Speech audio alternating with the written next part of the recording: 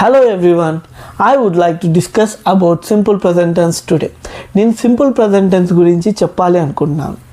So simple present tense sentences ఎక్కడ use చేయాలి and ఇప్పుడు మనం daily activities and habits, universal truth వీటిని చెప్పాలి అంటే సింపుల్ ప్రజెంట్ టెన్స్ సెంటెన్స్లో చెప్పాలి. సో నేను డైలీ యాక్టివిటీస్ అంటే నేను రోజు ఆఫీస్కి వెళ్తాను అని చెప్పాలి అంటే I go to the office daily, I go to the gym at 6 AM in the morning.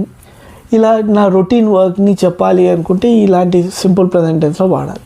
అలాగే హ్యాబిట్స్ గురించి చెప్పాలి అనుకుంటే ఈ సింపుల్ ప్రజెంట్లో చెప్పచ్చు.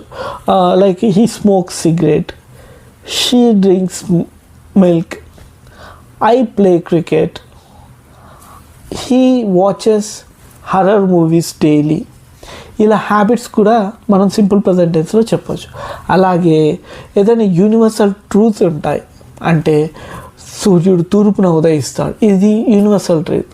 అలాంటిది ఇంగ్లీష్లో ఎలా చెప్పాలి? Sun rises in the east, ఇది కూడా సింపుల్ ప్రజెంట్ టెన్స్లో sentence. So simple present tense వాటిని స్టేట్మెంట్స్ కూడా యూస్ చేస్తారు. మీకు ఇంకా సింపుల్ ప్రజెంట్ టెన్స్ గురించి నెక్స్ట్ క్లాసెస్లో కూడా చెప్తాను. సో మీకు ఏదైనా డౌట్ ఉంటే కామెంట్లో పెట్టండి. I will tell you in the next class. Thank you.